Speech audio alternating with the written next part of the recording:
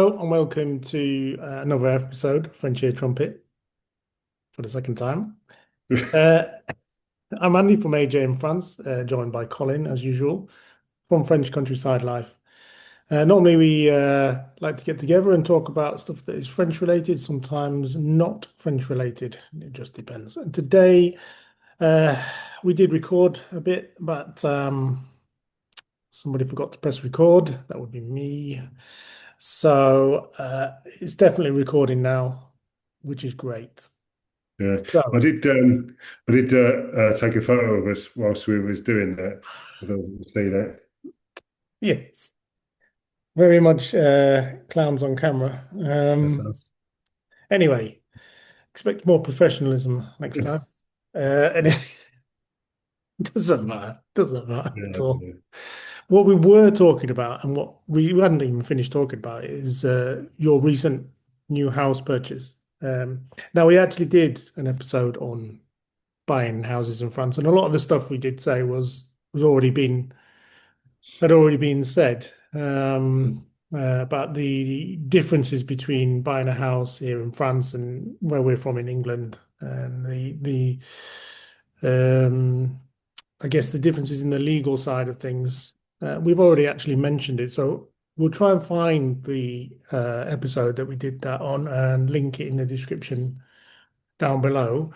But just give us a quick summary of where you are in the process at the moment. So you don't have to say everything that you said before because That's fine. That's most fine. of it's It's not a just problem. a repeat on what we had Yeah, before. So. that's fine. It's not a problem. So we was lucky enough to find a buyer for this house that we're in now. It's a Dutch fella, nice fella. Um, so where we are at the moment with this house is that all of the documents you have to collate a huge amount of your ID and marriage certificates, birth certificates, all of that stuff, all the official documents. You have to collate all those and then pass them on to the agent, who then passes them on to the notaire. The notaires, as I'm sure you know, are the solicitors, lawyers employed by the state to do conveyancing and do all the appropriate checks. So that's where we are at the moment. So the notaire is uh, getting together the compromise, which is the first official document, compromise de vente. So that's the like the promise to buy. Um, there is an official document just before that called the bon d'achat, which is the it's like the official offer, if you like. You can do a verbal offer, which is all well and good, but the official offer um, you actually sign, and Mm. yeah, that's the legal document. So, as I say, we found a buyer for this place, so that gives us a ticking clock to find a property to move into. Otherwise, we'd be walking the streets. Quick question, I haven't asked it before. Is Yeah. the guy Well, that's buying your house, is this going to yep, be their primary residence or that's second correct. residence? Yeah, no, that's correct. Ah, so So they're moving over here. Yeah. yeah, so from what I'm aware, the chap had two houses in Holland that he's selling and or sold. Uh, so he's bringing all that to this place. Interesting. Yeah, Interesting. And how long do you estimate it takes from signing the offer yeah, to getting the keys, if you see what I yeah. mean? So probably looking at 3 to 4 months from the signing of the compromise, so which is the first real. So that's not the offer, that's the actual Yeah, well, so yeah, right. So there's the you have to because it's might be confusing. You sign the offer to make an official offer. yes, And if they accept in writing, then that's it. You have to buy it at that. But there is that other, the compromise is yeah. It's the promise to buy. the promise to buy. Yeah, yeah. So that then sets into motion the entire buying process through the notaire, the lawyer. There's something interesting that I found out recently, actually, regarding no tears. Um, you can hire your own. So let's say there's a seller's no tear. Normally, well, depending on the value of your property, you would just go with that no tear, thinking that, that's independent. But you can Mm. actually have two. Oh yeah, yeah, yeah. So And you can get your own to look after your interests yeah, well, that's and it. So that's actually what we've done. So for those that don't know, we just found recently, this weekend actually, a place that we really liked and we put an offer on, and see we've see been here. Colin's channel for the Yeah, yeah, details. French Council Life. Link in the description. Who says that? And anyway, yeah, so we're going to use the same notaire to sell and to buy. So hopefully that will be able to streamline the process so that we can complete on this one the same day we complete on the new one. Then it'll be like a smooth transition. So we won't be homeless for a week like we was when we bought this. So how are you going to deal with all your stuff then? Like you're going to obviously pack everything up. Are you going to Yep. get someone to come in and move it on the actual day? Is that the plan, or before, So or have you the plan spoken to is the sellers? Or? the plan is going to rent a van, get some muscle in, Robbie, and do it myself, basically. Okay, but Yeah. timing wise, Yeah. how? So you're going to move out on the morning, and you're going to be sat in a van with a load of stuff, waiting to get the keys for the other one. Is that? I think being in contact with the vendors or the vendor and the seller, you know, you can work it out between you. I think if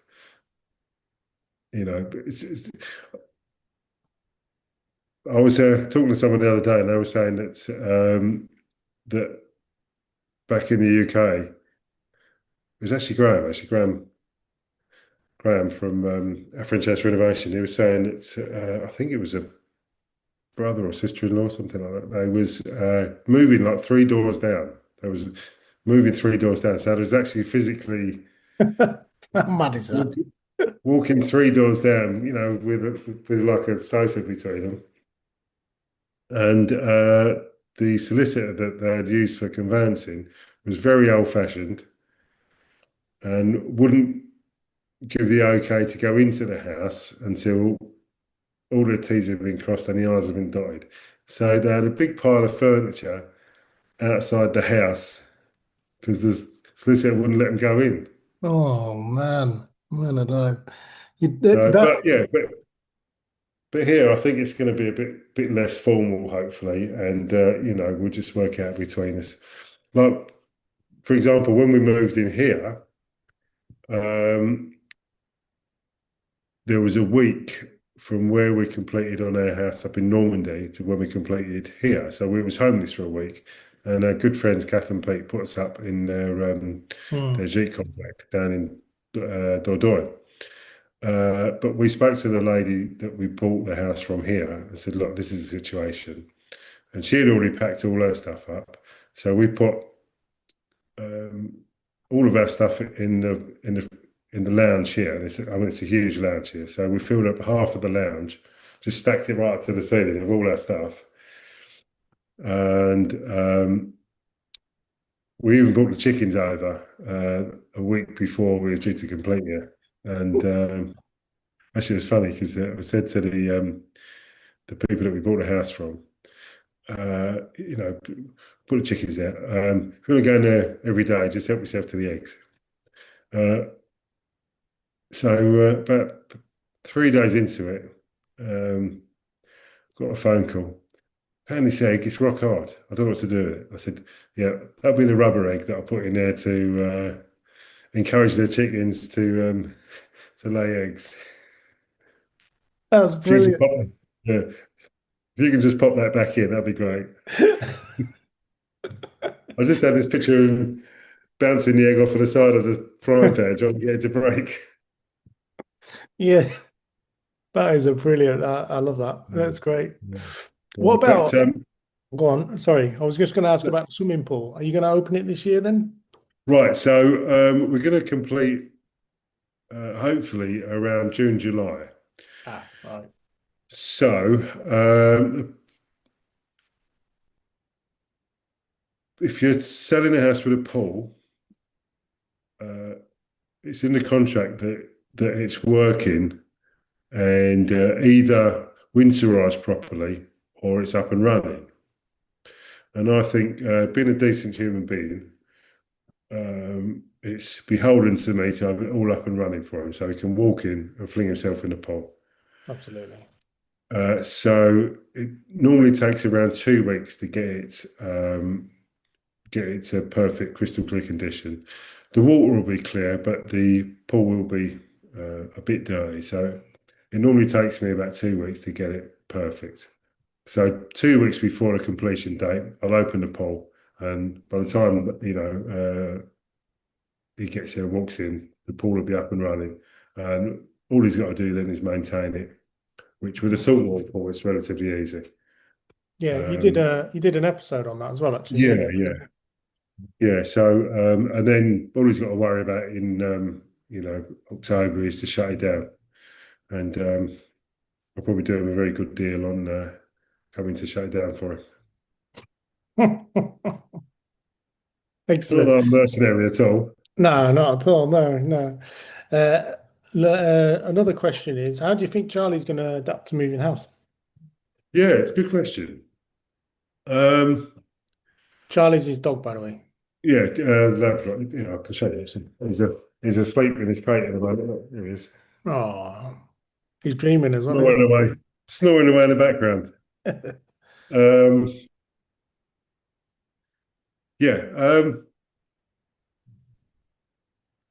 because he goes out with me a lot. He's out and about all over the place. I don't think he's going to be phased by being in a different place. Right. I'm going to have to.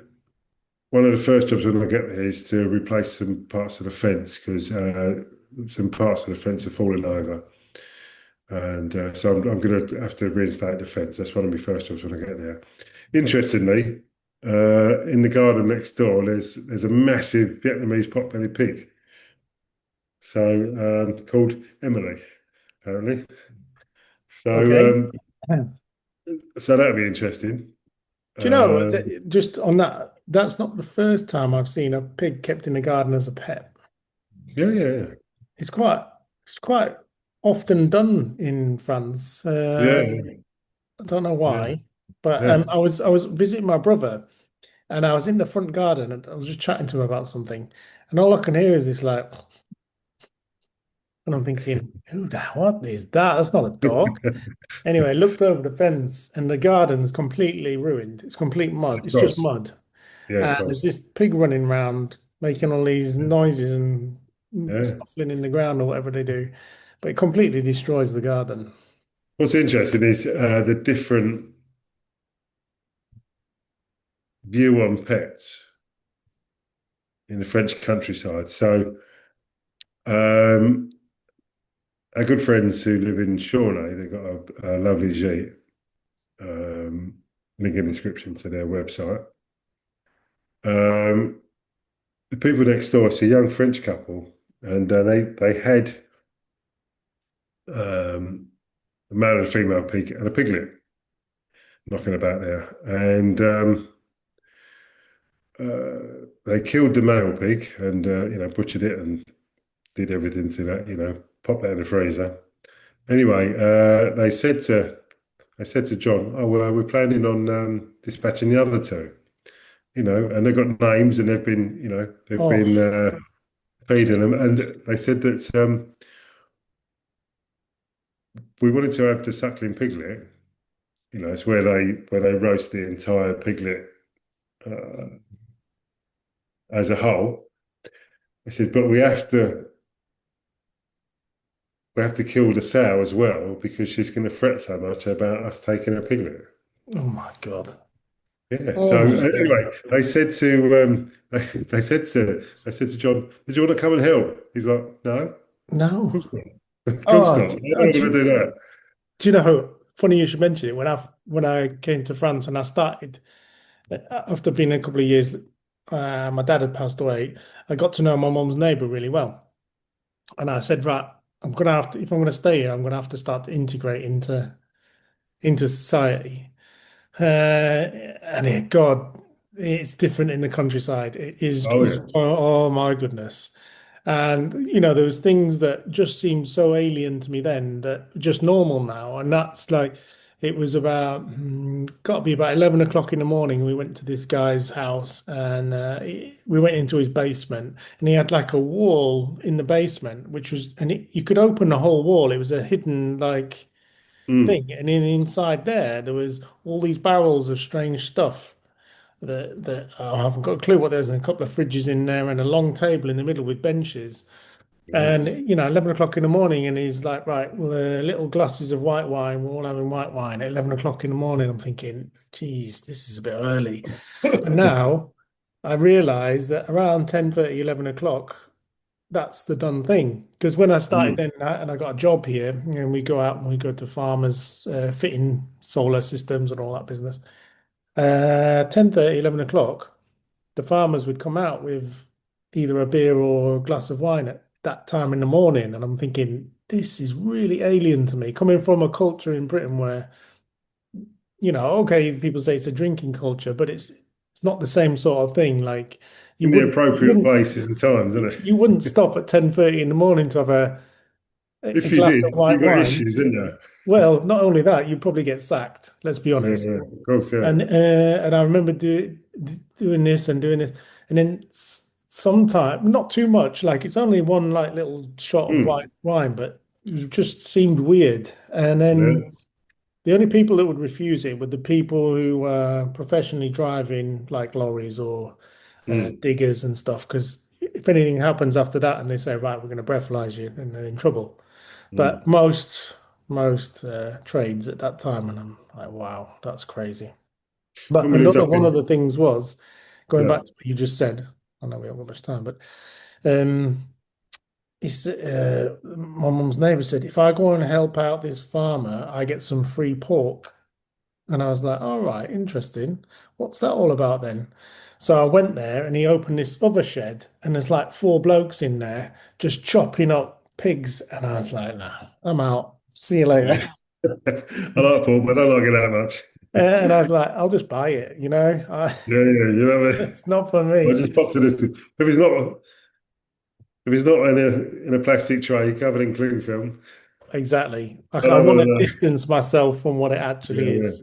I yeah, yeah. can't deal with When we lived it. up in when we lived up in Normandy, there was a small hole next door. This old couple that had, a bunch of geese and chickens and sheep and that. And once a year, they'd have almost like a party. There'd be five or six blokes that come round, Yeah. and they'd slaughter these sheep, Oh, and you could hear them. It was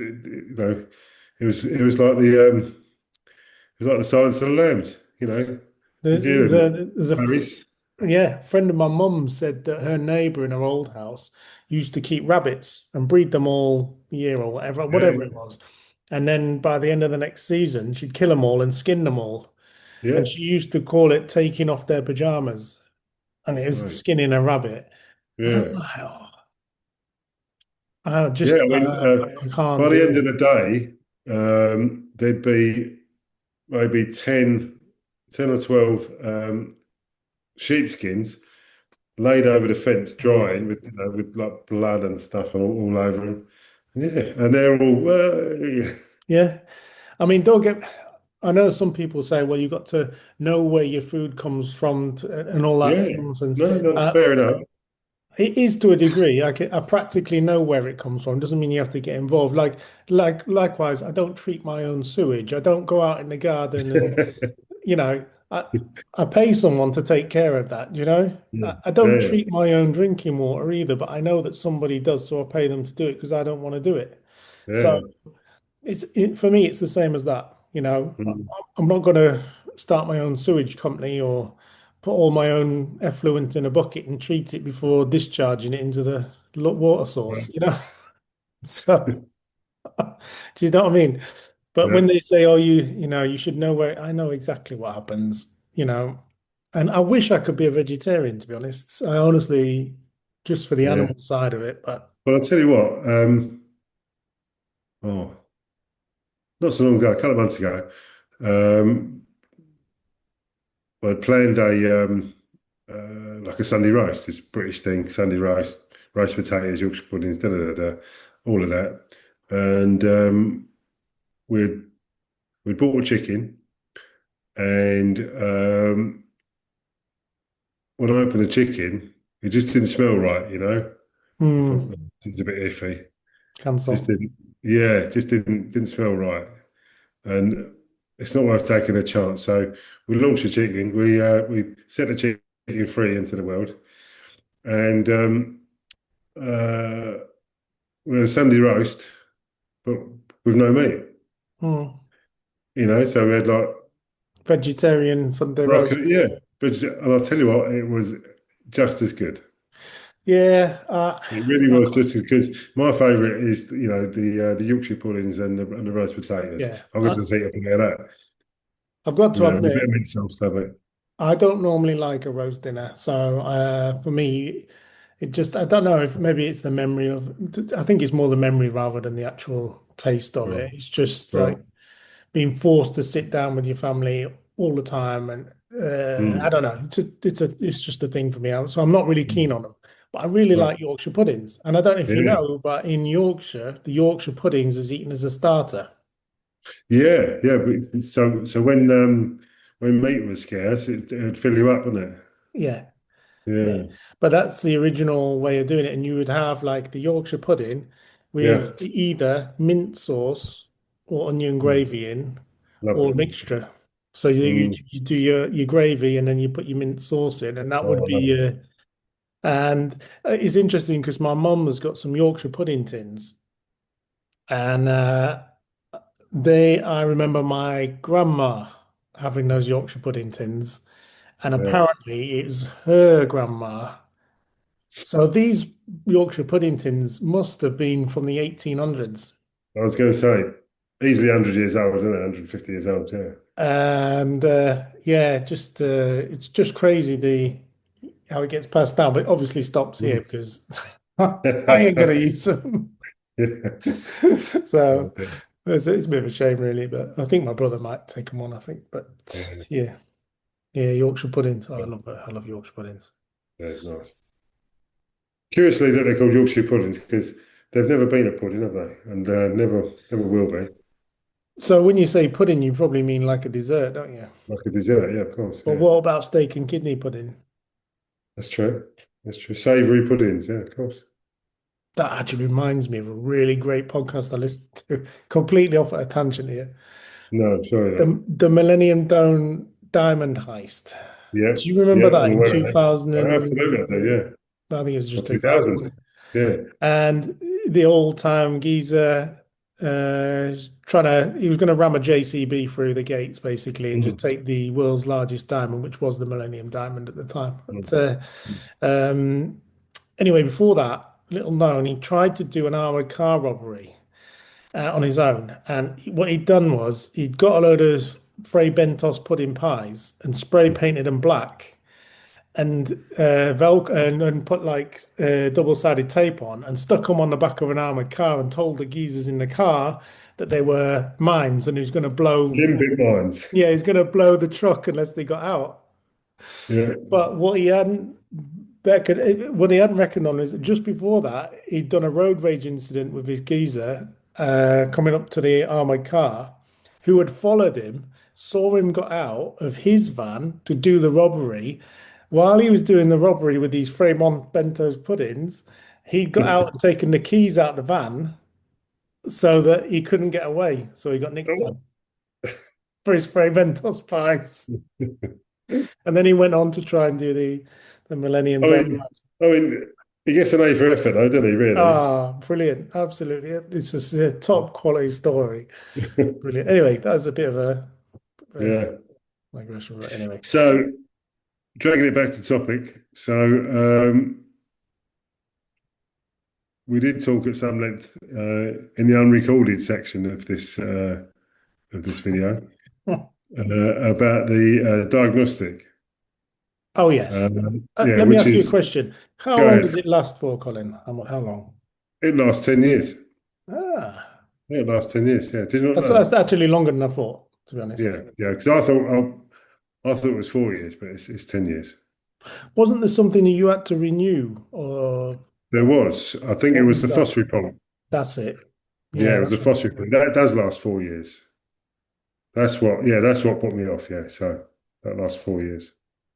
So that, right, that's interesting because that's not part of the diagnostic. That's something completely different. Yes, yeah. So the FOSS is the FOSS septic, which is septic tank basically. FOSS is the French word for ditch, isn't it? Mm. Drainage ditch, kind of. So yeah, FOSS septic. Um, it's goes back to you treating your own sewage, really, doesn't it? Which you mentioned earlier. Yes. Um, so we do actually treat our own sewage. So it's a septic tank that through bacteria in the septic tank it treats it basically and just passes water as a waste product out of the foss. Anyway, when you sell a house or when you buy a house, um, the regulations regarding uh, the working and the state of the FOSS septic are constantly changing, and you have to have the FOSS inspected when you sell a house to prove that your septic, your FOSS septic, is uh, compliant with the regulations, the current regulations. Uh, nine times out of 10, it's not going to be. Well, fortunately, as is a relatively new one. I Yeah. think it was put in. It's got to be probably 6 years ago, I would guess, 6, 7 years ago. Yes, that's relatively new. So fortunately, it was compliant. Um, If the it house that we, isn't, by the way, if anyone is watching this and taking advice, it really it doesn't matter. Although you you've got several options. You can either negotiate with the seller and say, look, put a decent one in or the one that conforms, or you can use it as a negotiating tactic before you make your offer, not after, if you see what I mean. You can't Hmm, just then suddenly turn around and say, oh, it doesn't confirm, we want money off. Well, you knew that before you made the offer, so yeah. hmm. But you can use that. You can say to look, I'll buy the house, no problem. Put a new FOSS septic in, or reduce it by the cost Yeah, of, if that's what you want but to do. yeah, but just because it's non-compliant, that doesn't mean that you need to put a No. new one. So it And could be because the regulations change. yeah, It might just be a little bit that needs changing or replacing. One of the houses that we looked at on the actually, I think it was in last week's video. One of the houses that we looked at, the tank itself had just tilted slightly in the ground, and it just needed straightening up. Basically, I mean, that sounds easy when you say it like that, but it was yeah. probably like Oh, I just got on dirty in the afternoon. a but that's probably a massive job. But it didn't need replacing. Everything was fine with it. Yeah. It just slightly off center. So yeah, just because it's non-compliant doesn't mean that it's. But even if it is non-compliant, when you buy a house with a non-compliant FOS, you've got a year to make it compliant. Or if you don't, then you're liable to a fine. But it's only like I think like €90 or €78, something like that. It's like a minimal fine, which and Robbie will know about this because he's Mm. going through this at the moment. I thought that the fine increased every year, but I don't think it does now. No, it doesn't. You can No. continue paying it as long as you like, because there are Yeah. houses in France that it's impossible to put a new septic tank in, and Yeah. the drainage doesn't comply. There's Yeah. some villages that are on the side of a river. I was reading a study about it, and the waste goes directly into the river. There's Yeah. no Nice. septic tank. Yeah, I know. Mm. And it's been like that since 1500 and whatever. Yeah. Yeah. And it is impossible to put a septic tank in. Yeah. Well, funny Um, enough, there was a house that we was going to look at, but it got sold before we got the chance to look at it. It was a house right next to a river. Um, and in the pictures, you could see right at the very end of the block of the outbuildings, there was like a tumble down barn, and inside the barn was I think I sent you the pictures, Andy. So yeah, right at the very end there was a big tank, and I think that was the Foss tank. yeah, it's Uh, possible. because it's right next to the river, I doubt that they would have a soakaway. It So, just doesn't make sense. Yeah, that's correct. There is another system called a flask. So yeah, that is literally a container in the ground that gets pumped out frequently, mm, once a month or something along mm, those lines. And they're used for properties where you can still dig a hole, but you can't get the drainage away. And so if you've got a property next to or on a lake or a river, sometimes that's an option and it's already been done. And you just pay a company, but more likely they pay a farmer 60 euros each month to come and empty it. But yeah. a company, licensed company should be used, but Mm. more than frequently Oh, is although when you're selling a property, you do need to empty it. show a certificate from a proper company. Although, interestingly, the agent selling our house, or who has sold our house, said to not get the foss emptied this time at the moment because she said the notaires are starting to change their mind a bit about whether uh, a foss should be emptied, particularly with uh, a property that's going to be a holiday home. Mm. The reason being is that if you take everything out and it doesn't get filled, say you buy a house as a holiday Yeah. home and you're not there for the first 3, 4 months or 6 months, the bacteria that should be in the foss has been taken out, and the foss dies basically. Yep. Not only that, if it rains really heavily, it'll pop out the ground. Of course it will, yeah, yeah, it will float. Yeah. Yeah, I've never thought it's a good idea. I think it should be inspected, but cleaning it or emptying it is a ridiculous waste of time. I Never agree. Yeah. really agreed with it. Mm, Um, and uh, yeah, you just mentioned something there, second homes. So if you wanted to get a new foss septic put in, you can have a normal foss put in a second home, but you can't have a microstation put in because okay. if it's not So used just for private, explain quickly what a microstation is compared to a normal foss. right, a microstation is a similar kind of thing. It's still got a container in the ground, but it's got a pump in that blows air and basically treats the effluent in there so that it can be run into a natural water course or a ditch or something like that without the need of a sand filter bed or a reed bed or Mm, anything like that. So you can, it's for smaller spaces or more convenience and it's cheaper to fit as well. But if you have a second home, you can't use that because it won't function properly because the power is not on all the time. So you need that compressor to come on a few times a day yeah. to help the bacteria do what you said and break it all down. Mm, So if you're applying for one of those, make sure that it is your primary residence because otherwise they mm, won't allow it. But yeah, mm. just interesting. So talking of sewage and all that kind of stuff that Yep, we just talking about. yep, It's a while since I've been angry. I'm not really normally an angry person, you're but not. so what happened was I watched Alan Bates versus the Post Office, which is a drama in the UK. follows a group of sub postmasters that were brutally treated badly by the post office. Outrageous.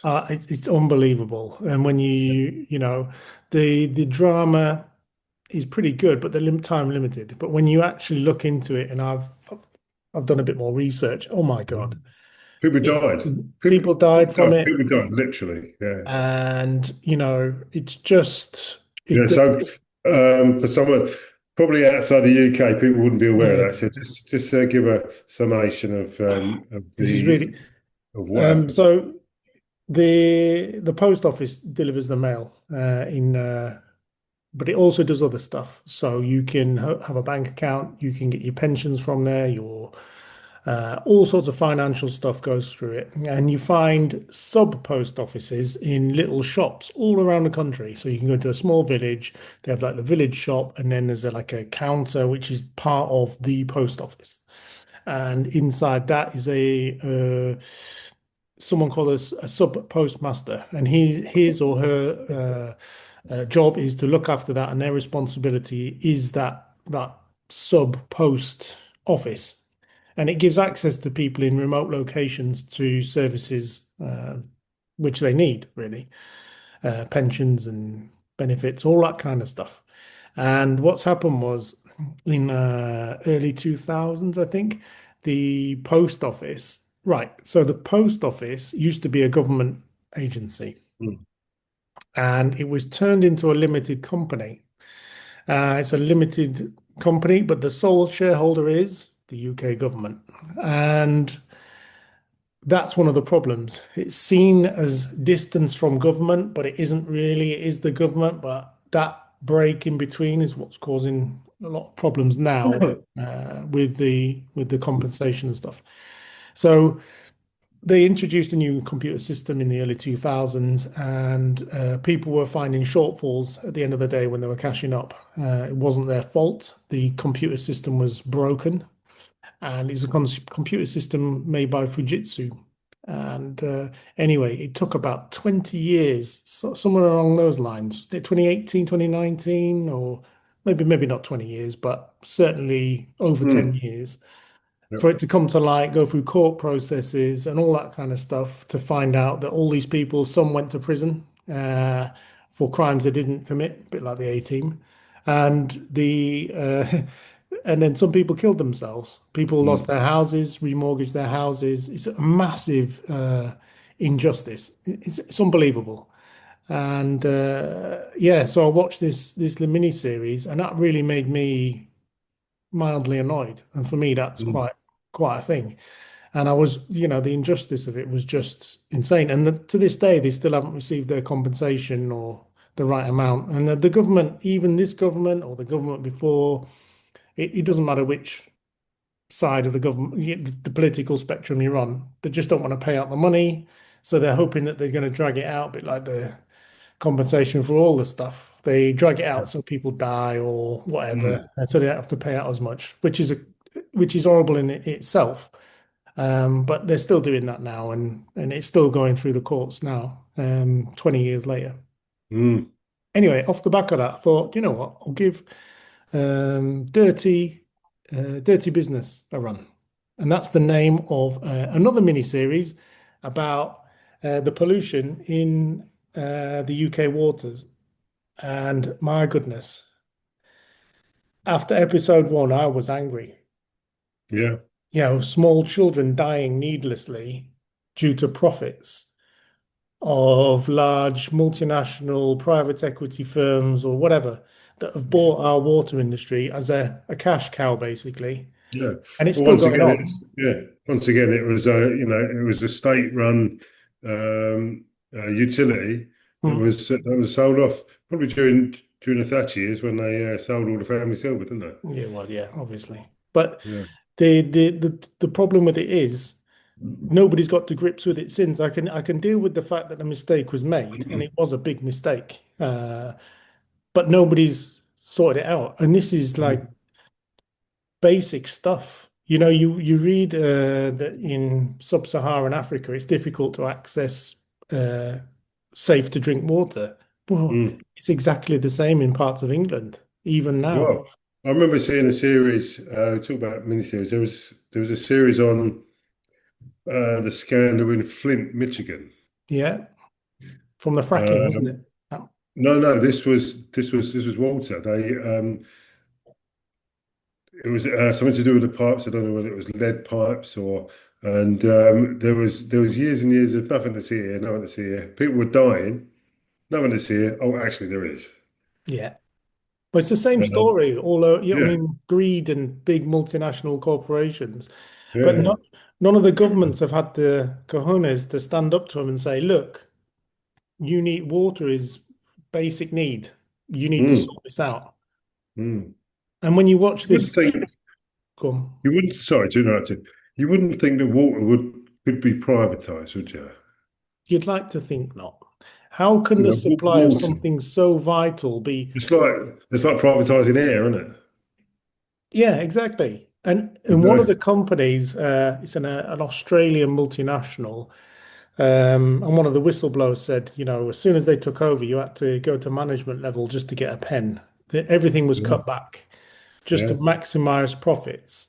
And then they eventually sold Thames Water to another Chinese, I think it's Chinese now, multinational. But what they don't tell you is they then bought Southern Water.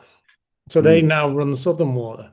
And when you watch the program, it's just if the Environment Agency is completely useless.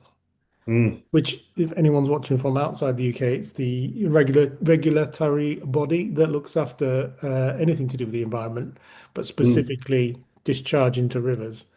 But in this documentary, they actually have video, real video. It's not just all a drama. mm. Although the main actors are famous, drama actors that you've probably seen Yeah. in other things.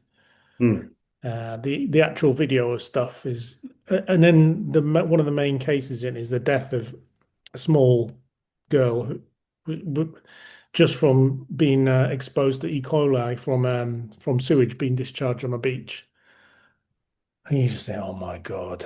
And it just made me angry that something so simple that mm.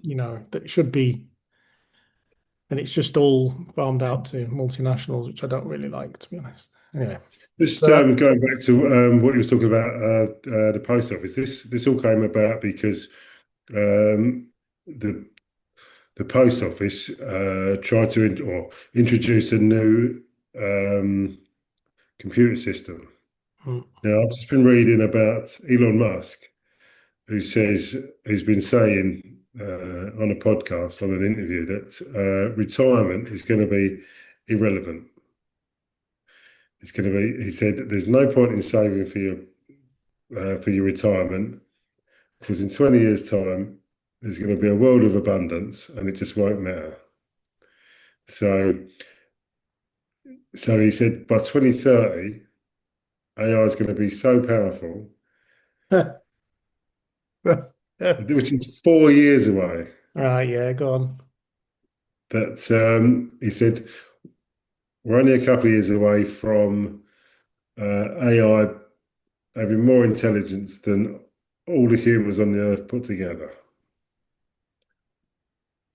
Well, So whatever you we've think. had We this have, yeah, yeah. discussion. But this is a it says Elon Musk says saving for retirement is irrelevant because AI is going to create a world of abundance. It won't matter. He said saving for retirement is pointless thanks to the impending supersonic tsunami of AI and robotics, which will bring about a world of zero scarcity, according to Elon Musk. Probably being the richest man in the world probably takes the edge off of that, doesn't it? So If I was a gambling man, I'd put my whole house on the fact that that's not going to happen in 4 years. yeah. Um, Yeah, so yeah, this is what it says, right? So by 2030, AI will surpass the intelligence of all humans combined, that's predicted. He also claimed eventually there will be more humanoid robots than humans on Earth. Slowly, the traditional job will be replaced as well, with white-collar positions first on the list. The advances could lead to such big productivity increases, he said, that they will surpass what people possibly could think of as abundance.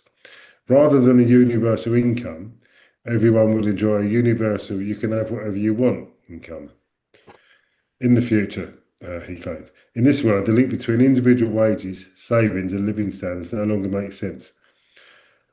And it goes on, medical care available to everyone, no limit on the availability of good service or educational opportunities. The problem is the majority of humans are greedy bastards, and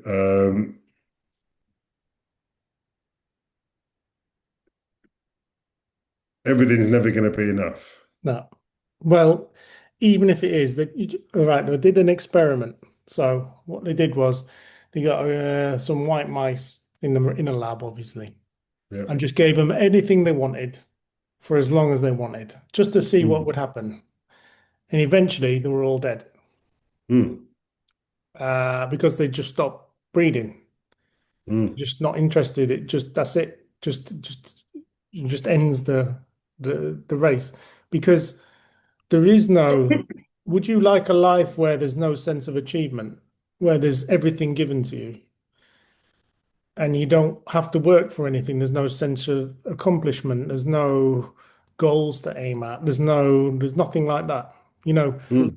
you can't just say like, if I just work hard enough, I can get this, or I really want to do this car up. It's my passion. I've got a broken down car. I want to do it up, and that is, the achievement at the end to stand back and say, look, this is something I've done myself. I learned how to Mm. do everything, and look at it, it's pristine.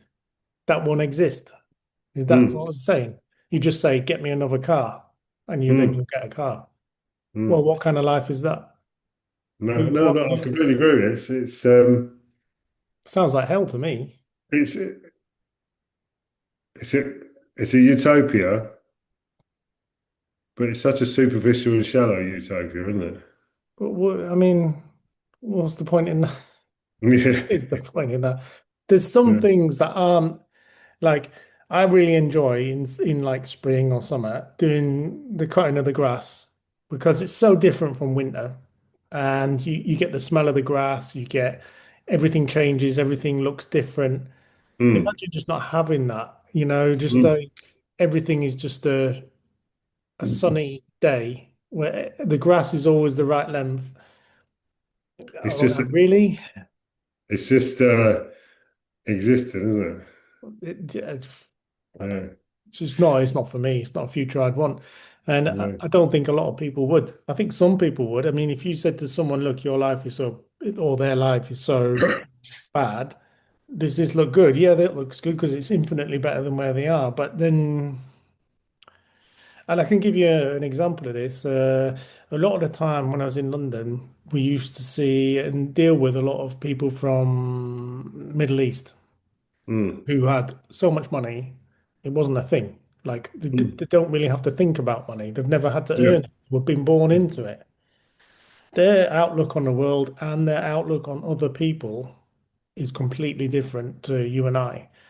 And they would just treat people as such, Mm. like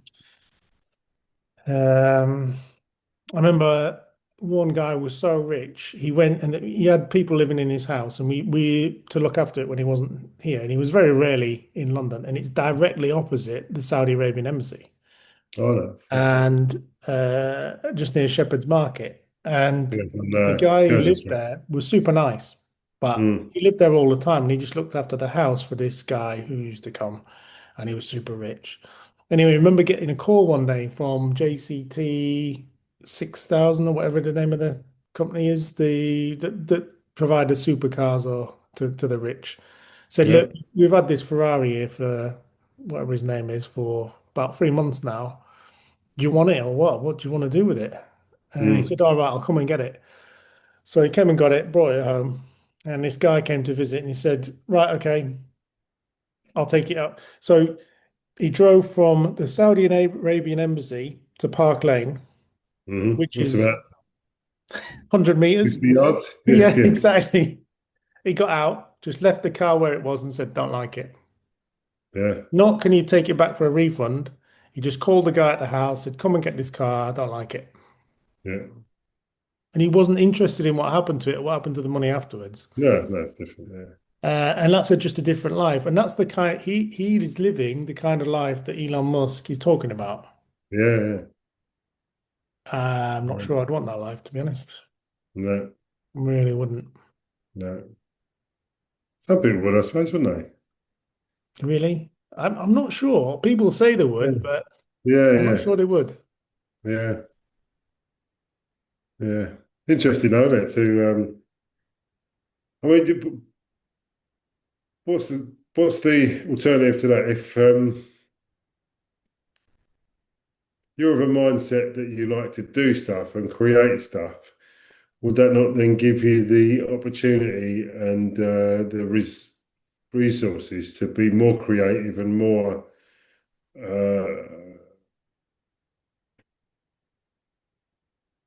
you know, more able to do what you want to do rather than have to go and do what you don't want to do in order to provide the money to do what you want to do? To what end?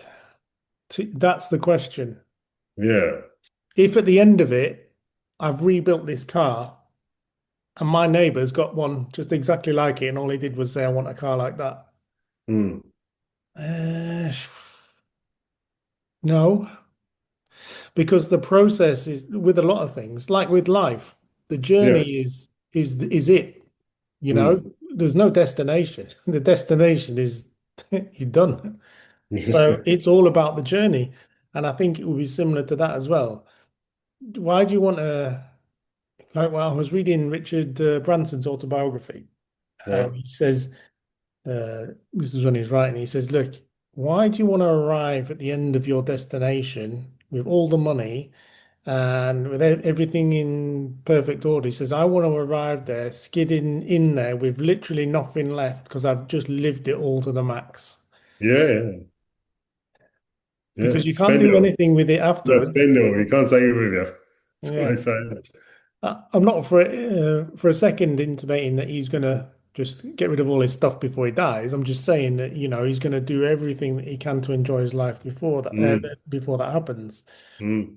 I don't know if you could just have everything. Why would you need to get out of bed in the morning?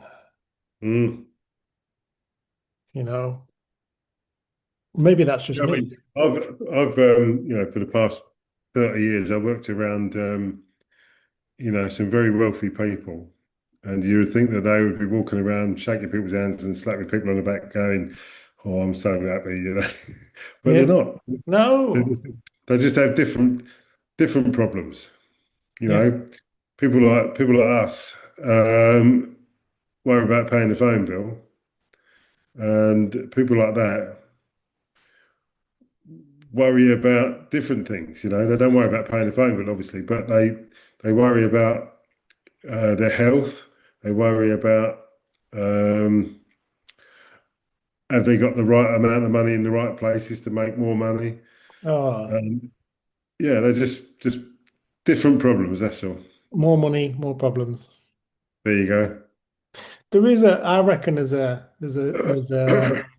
sweet spot there. I was just going to say exactly the same words. There has to be a sweet spot where you go, you know what, I've got enough. I'm happy. Yeah, I think there Yeah. is. Well, There's a story in there, right? There's a story about this American businessman, right? Goes to the Greek islands on holiday, yeah, I know this one. Yeah. and he's sitting at the taverna by the harbour, and there's this old boy sitting there, and he's watching him pull his fish out one by one, pulling them out and putting them on the side, and he's going to take them home and make a fish pie. Anyway, the guy's sitting there watching him, and he's thinking, "This guy's really good at this." So he goes over to the old fisherman. He says, "You're really good at this." He says, "Yeah, I've been doing it a while." And he says, "Look, why don't you teach someone else to do this?" Right? Then you can take, and whilst they're doing that, you can take the fish that he's catching, take it to the market, make some money, and that money you can then pay for someone else to do it as well. So you'd have two people fishing for you, and you can take that money and then take all that fish to the market, and you can make this much. And in the end, you'll have 50 people working for you, pulling fish out, making fish pies, which you can sell at the market, and you'll have so much money, and you'll be laughing, and then you can do whatever you want. And he says, "What is it you want to do if you had all the money?" He said, "I just want to come down to the harbour and fish." Yeah, Yeah, it's the saying, isn't it? If you do what you love every day, you don't work You a never day in your work a life. day in your life. Yeah, yeah, And I firmly believe that there are people lucky enough to have a job that they love so much yeah. that every I had a day, job like that, Andy. I had a job like that. I used to, yeah. right when I was, being a chauffeur and doing different stuff.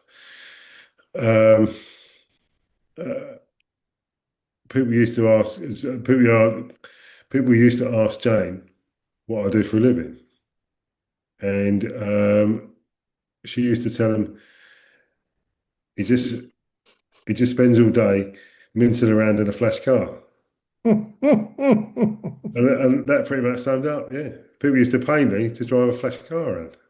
But that was your thing, and you It's loved it. unbelievable. I had the same thing, and I think it's a curse, to be honest, to have a job early on in your career. So when I was in my late 20s, Yeah, I had my job that I wish I had at the end of my career, do you know? yeah, yeah, yeah. And I loved it so much. I remember being at work thinking, I don't want to go home. Don't Mm, want to go home tonight. This is this. I love this. I love it so mm, much. I don't want to go mm. home. Yeah, Now, the problem is, I'm now mm, later on in life, about, well, not 20 years, but 15 years later on. yeah. And I'm like, I had it. But the You problem is peaked too that, early. That's what it is, Amy. You peaked too early. yeah, apparently. Anyway, so I think that that's a curse because whatever I do from now on is never going to be as good or give me as much satisfaction as that time that I had then. And you'll I spend the think rest of your life trying to yeah, find that. yeah. We talked about this. I think maybe in the last Oh, we talked episode about or the those one stuff. before, but I think I was lucky in the fact that I was able to recognise that You did say that that, yeah. point, yeah, that point was as good as it's ever going to be, Hmm. and I really enjoyed it. I really enjoyed myself, and I think if I'd been through that and not recognised that it was going to be so good, um, that I would have just let it go past and just thought, oh, this is going to last forever, and then just would have just let it go past and not realised it. But Yeah. because I was able to realise that that was the point, when it was as good as it's going to get, I was able to really savour the flavour, really enjoy it. So I'm Oh, so glad I yeah. was able to do that. I'm glad you did. I mean, Yeah. that's the best thing. But then you didn't get where you were then just day one. Like you didn't just, oh, right, I'm going to be a chauffeur today. All of the previous episodes we've done where we talked about your past life, your history, you really Mm. worked hard to get where you were. You did all the I did, courses, yeah. you did everything off your own back. It wasn't, you did everything to put yourself in that position to get that job. Mm. But under Elon Musk's scheme, you just, Yeah. yeah, What would be the point? Yeah. yeah. Why? Why? Just stay at Yeah. home. You don't need to do all that stuff. Yeah. It just, I think the thing that I don't know, would it though? I think I was just going to say the thing that would concern me would be the striving to innovate. You So know, but no, because if there's an everything that incentive, we've got around us, is because someone strived to innovate. but that would be Uh, taken completely out of that's what your I'm hand. saying. Yeah, yeah, that's what I'm saying. So because that would be taken away, not taken away, that would be the case where AI would in a patronising way go, "Don't bother doing it. I've already done it, and I've done it Yeah, better than you could ever do it." yeah. So there'd be no incentive to innovate, would there? But yeah, I know what you're saying. But like, if you had a double garage and in it on the left-hand side, you're rebuilding this car with all Right. your love and passion, and you make the odd mistake, and like in the bodywork, there's something that's not original, but you've done, and it's maybe you like it or it's different. If a robot did it, it would be exactly as it was, came out the factory. There wouldn't be any Mm, individuality on it. Mm, There is that, but I don't know if that's enough. I don't think it is enough to. I just don't think people wouldn't get out of bed. It'd be the same as the mice experiment, and that's what happened. They just mm, didn't get out of bed to even go and find a partner, and that was it. It was the end of mm, the little experiment. They all died. mm, And you can look that up, by the way. I'll try and find a link because that's quite interesting. But mm. if everything's provided for you, Yeah. that's the end of that, So basically. we're all done, but so basically, Musk was right because there'd be no point in having a pension because we'll be dead. Probably. Well, we've Yeah, discussed it. We had an AI episode. we've had a Um, couple of them. So and we're coming up towards the end of this episode, and it's really we haven't got enough. We've never got enough time, have we? But I yeah. was listening to a really great. If I don't know if you've ever listened to the podcast on Diary of a CEO, the Stephen Bartlett podcast. No, I'm aware of it. I think I've seen excerpts of it. He is, in my opinion, the best interviewer Yeah. of these people, of anybody he gets on his show, and he gets some big names in. You get Tony Mm, Robbins, or anybody you could possibly imagine. And he's good because he doesn't talk. mm, The questions he asks are minimal. Whenever listen to interviewers like Joe Rogan or people like that, they just talk so much. We're not interested in listening to these people. I like the We sound want of to their own we want to voices. listen to the people that are there to talk. Mm, I tried to watch a few Joe Rogan ones with the guy that does the tech stuff, the hacking and all that kind of stuff, but he just mm, interrupts him too much. I just can't get on with it. So I had to find other people, and then I found Stephen Bartlett, and he does all his interviews, and he must say like probably 10 questions in an hour. That's it. yeah. And the rest of the time, it's the guest telling you the information, and it's just so fascinating. I And tell you, who's yeah. Sorry, go on, Karen. I was just going to say the one I was listening to today, I was driving back from my other house. It's 2 hours each way. And each this episode was actually 2 hours. So I started it Yeah, when I left. And it was with a guy who provides reputation protection for famous people in America. yeah, yeah, yeah. And he's got a I'm aware. company. It's massive. It's like about, I think, well, it was 1,000 people he employed, but it's about 600. And it's interesting. He was talking about Jeffrey Epstein and whether he's real or that kind of stuff. It was really Mm, super interesting. And it brings me back to something that I didn't twig at the time. But in 2006, I transferred to the Met. And on my course, there was a detective superintendent transferring back into the Met. And they just put everybody on the same course. And he was a counter-terrorism expert wow. and got to know him quite well on that course. And I said to him, right, hands up, what's the biggest threat to us? Well, what do you spend your time doing now? And he gave a one-word answer, and it marries up with what this guy was saying today. But at the time, I just thought, well, that's a bit weird. The Hmm. biggest thing that takes up most of his time is Mossad. Really?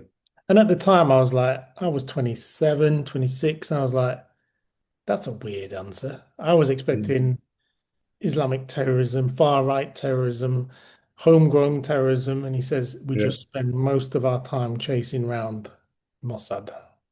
Yeah, funny enough, I've done a few jobs with the Israelis out of the Israeli embassy in KPG, and my experience is that I'm going to swear. So if this offends anybody, but I can't be asked to bleep that. But you don't fuck with the Israelis.